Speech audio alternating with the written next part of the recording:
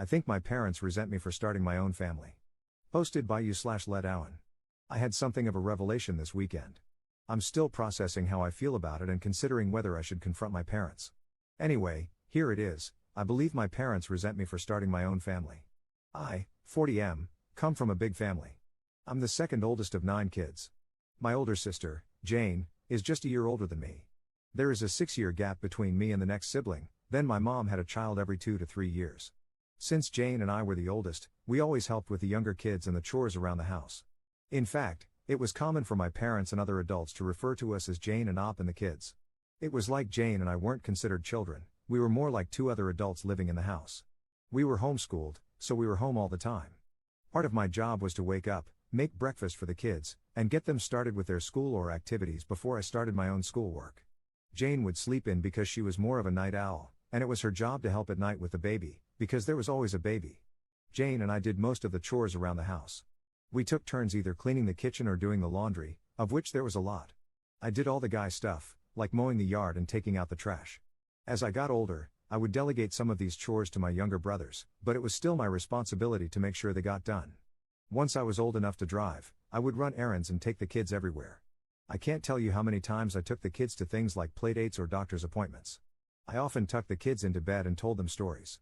To me, these things were just normal, but looking back, I was more like a second dad to the kids than a brother. Jane and I did have a lot of freedom as teenagers to go out with our friends, as long as the chores were done. We didn't have cell phones back then. If we wanted to go out, we would just tell our parents, and they didn't care as long as we were back by the next morning. I moved out when I was 20, but I still spent a lot of time at my parents' house, and one of my younger siblings was almost always at my house. One brother, JJ, pretty much lived with me from the age of 14 because he and our mom didn't get along. When JJ was 17, he got in a wreck and called me instead of calling Dad, because I was the one who handled those kinds of things. During all this time, my parents always talked about how important it was for Jane and me to help with the kids because they were so busy with their ministry. I can't count how many times I had to drop what I was doing to take care of something because Mom or Dad was counseling someone. Sorry, I feel like I'm rambling. I hope I've painted an accurate picture of my childhood. Let's move on.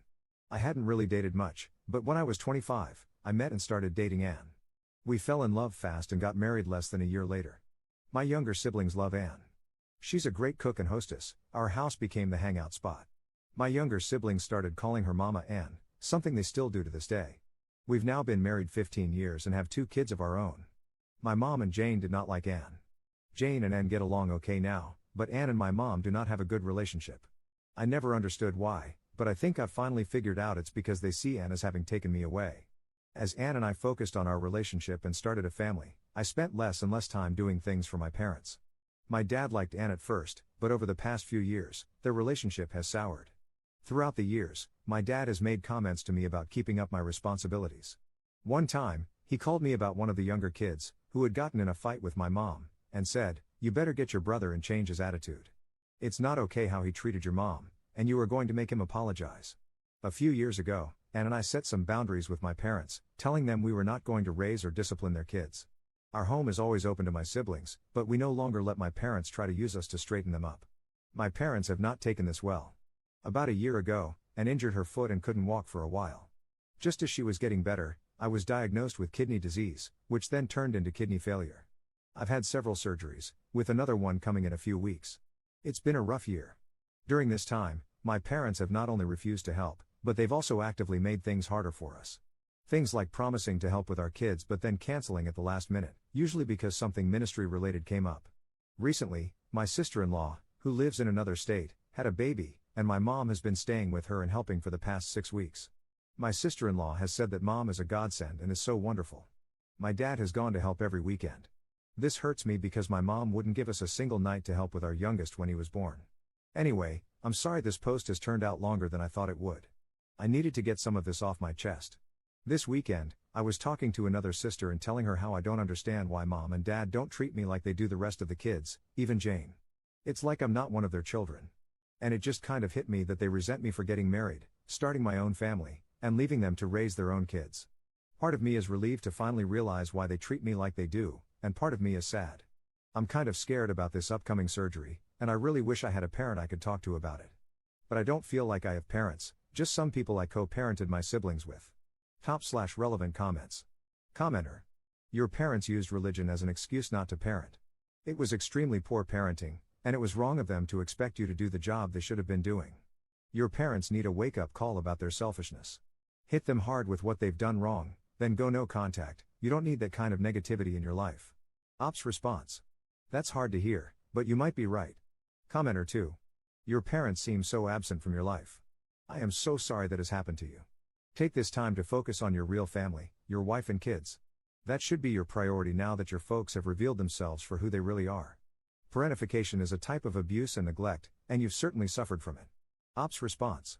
Absent from my life is a very good way to put it. Even though I see them frequently, they have no idea what is actually going on with me. When I had my first surgery last year, my mom told people, Op is having a surgery and has to do treatments for a few weeks, then he will be all better. I had to call her and say, Mom, stop telling people that. The surgery is to have a port installed in my body so I can do treatments which I have to do for the rest of my life. I will not be all better in a few weeks. Even with that, she is completely checked out. But at least she gets to be grandmother of the year for my brother and sister-in-law. Commenter 3. Is it possible your mom is a narcissist and actually resents the attention you would have from being sick? Or maybe she is an idiot. Those seem like the only two options to me. I am so sorry you are dealing with this.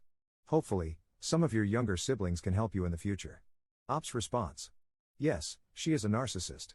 I think she is purposely in denial about my illness because then she would have to admit that she is not helping her sick child.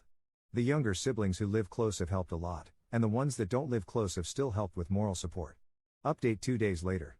I spoke with my wife, Anne, about it last night. I said something along the lines of, I've realized that my parents resent me for starting my own family and not helping them as much, and that is why they treat me so differently. And I think you've been trying to gently tell me this for years, but I was too dense to get it. We were sitting in bed at the time, and she leaned over, patted me on the head, and said, You are so pretty. I laughed for like 10 minutes, it was a great emotional release. A lot of you said she sounds wonderful, and she really is. I just can't express how much I love her. About Jane, my older sister, Jane did get married and start a family about 2 years after I did. Jane and I had a falling out and didn't speak for several years, but we're okay now, just not very close. Our falling out was more about religion than anything. She is very religious, like my parents, while I am not. I am religious, and we attend church, but it's not our whole life like it is for my parents and Jane. Younger siblings, the youngest is 22, so they are all adults now. The second youngest passed away several years ago, so there are 8 of us now. I am very close with all my younger siblings. They still come to hang out at my house all the time, and they are all great aunts and uncles to my kids. All of them, including Jane, are upset with how my parents treated me this past year. Help with my kids. While I am disappointed in my parents for not helping, I do not need their help. Anne and I have close friends, plus we both have siblings who help. Anne's parents live far away, but they help when they can. We really are okay and feel very blessed and loved with all the help we have received. Therapy, part of my kidney treatment plan includes access to a therapist, and I love her. She has been great in helping me learn to live with an illness. I'm not sure if she is the right person to speak with about my parents, but I will ask her and see if she can refer someone if not. I will wait until after my surgery to bring this up, as I need to just focus on that right now. Setting boundaries. When I say my parents won't help, it's not that they say they won't help, it's that they offer to help and then either bail at the last minute or change the plan so much that it causes Anne and me a lot of stress. A few months ago, Anne was sick, and my mother offered to pick our kids up from school. It's a long story, but she kept changing things and making it very complicated.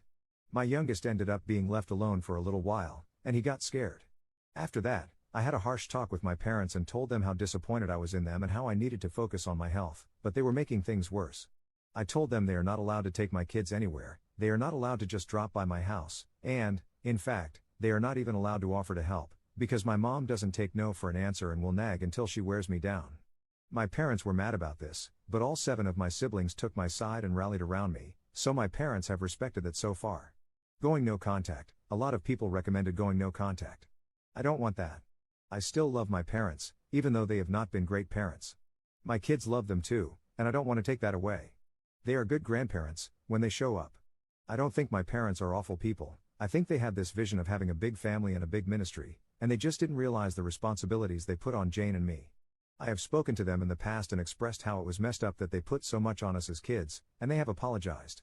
Putting my parents on blast at their church, several people recommended going to their church and telling people how they have treated me. You don't understand this church, they would praise my parents for putting God and the ministry above everything else. These super religious people are crazy. I guess that's it for now. My surgery is in less than 2 weeks, so I'm going to focus on that. I'm going to put this thing with my parents on the back burner and later decide what, if anything, I'm going to do. Thanks again to everyone for your comments, it has really helped me work through some feelings. Top/relevant comments. Commenter. I'm going to say something you should repeat to your therapist. Having part-time good parents means they were all the time bad parents. Now, just repeat that to your therapist, and they will understand. Let me explain. If you're a parent, you don't get time off or get to turn it off just because it's inconvenient. Think about your own life. You have a serious illness. Have you ever slacked off in your care of your kids? Probably not. It might have changed how you did things, but you were still a good parent 99% of the time, 1% for times when we mess up. I hate to say this, but those good parent moments were nothing more than a show. It's a form of gaslighting. Second update 3 weeks later. Thanks to everyone who reached out and wished me a speedy recovery. My surgery was last week, and it's going better than expected. All the surgeries and treatments over the past year felt like they were just keeping me alive, but with this surgery, a kidney transplant, I feel like I'm working towards getting my normal life back. It's been hard and painful, but I was expecting it to be worse, so I can't complain at all. Anne is always telling me that she doesn't get enough credit for being funny, so the fact that so many of you laughed when she told me I was pretty has made her happy. She said, "I like these Reddit people." This whole post started because I was having a conversation with one of my sisters, I'll call her Six, since I can't keep making up names. Plus, she's following this thread and will hate that I'm calling her that. Six had a fight with our parents, and I was sharing with her that Anne and I had recently set strong boundaries with them and encouraged her to do the same. So, she did, and they didn't take it well. This led to several conversations with different siblings, and both 5 and 9 also decided to set some boundaries. It has also led to other siblings deciding to confront our parents about how they've treated me this past year while I've been sick.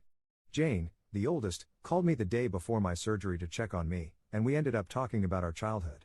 We haven't been close for a number of years, but I feel like we bonded on this call. It was interesting talking to her as an adult and reliving some things. She's been in therapy for a few years, and she said sometimes she'll be talking, and her therapist will stop her and say, "Jane, you just casually rolled through some messed up stuff. We need to stop and unpack this." For a long time, I blamed her for the way she treated me when we were younger, but now I'm beginning to understand that she was also just a kid trying to cope. I have a lot more grace for her now. We've been texting a lot over the past few weeks.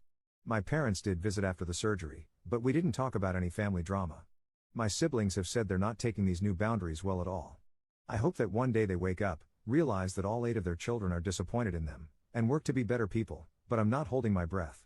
It seems they're placing all the blame like they normally do. This is just an attack by the devil.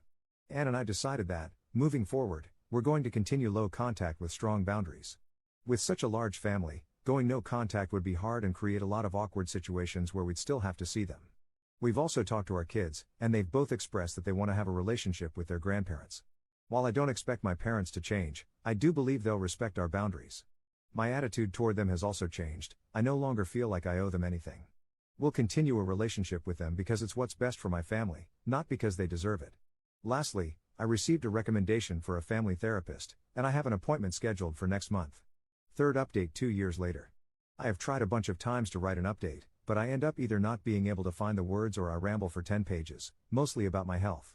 I'm just going to push through, and I hope this makes sense. Shortly after my first post, I had a kidney transplant, May of 2023. Recovering has been the main focus of my life, but it is not the point of this update, so I'll try to keep this part brief. Things were great just after the transplant, and I recovered much quicker than anticipated. Then I got a stupid virus that caused some minor setbacks. That ended up leading to a bigger setback, and my body began to reject the new kidney.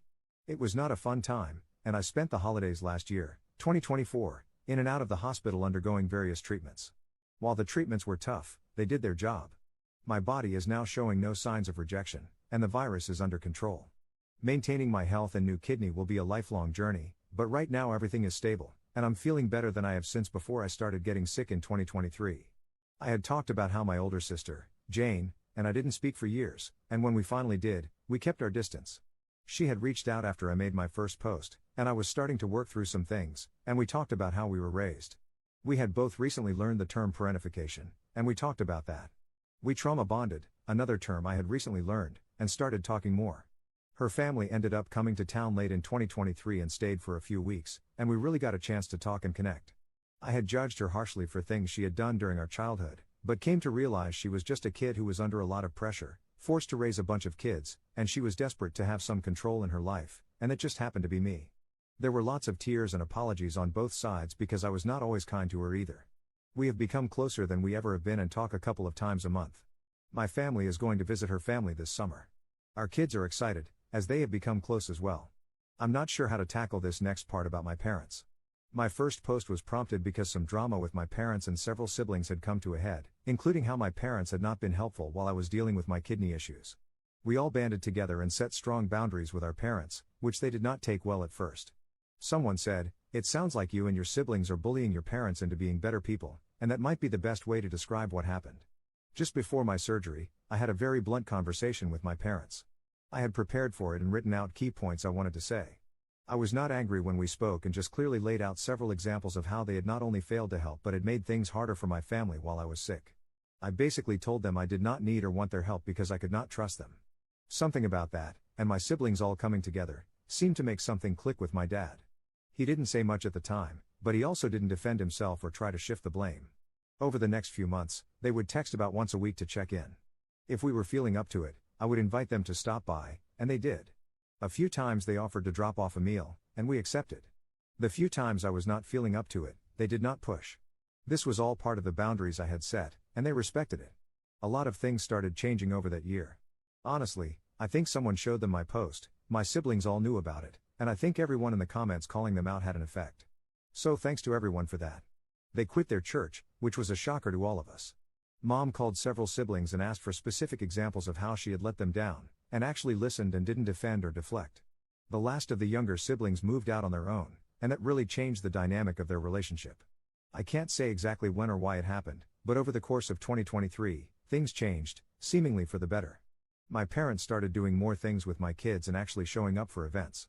I saw they were making an effort and had a talk with them, telling them that if they really wanted to connect, they would have to find things my kids liked and figure out a way to participate. I told them they can't just plan something they want to do and expect my kids to tag along. My dad found a hobby that my oldest was interested in, and they have gone down a whole rabbit hole with that. My mom and youngest discovered a restaurant they really like, and they go there together. It's not perfect, but they are building a relationship that seems healthy. My wife and I are still cautious but optimistic. As for my relationship with them, I have just kind of disconnected emotionally. As a teenager, I read Ender's Game, and I related to Ender, in the way the adults were always setting him up so that he knew he would never have backup. He had to win on his own or die trying. I felt like that most of my life, no backup, no support from any adult, just me, and later my wife. I've built my own support system with my peers, and that's good enough. I'm glad my kids are finally getting decent grandparents, but I'll never have a serious conversation with my parents about what's going on with me. On hard days, I have my wife and a few close friends, and I feel incredibly lucky, as that's more than a lot of people. Well, I'm going to stop there before I really start to just ramble. Thanks to everyone who has reached out to offer support and kind words. Hearing stories from people with similar backgrounds can be very comforting.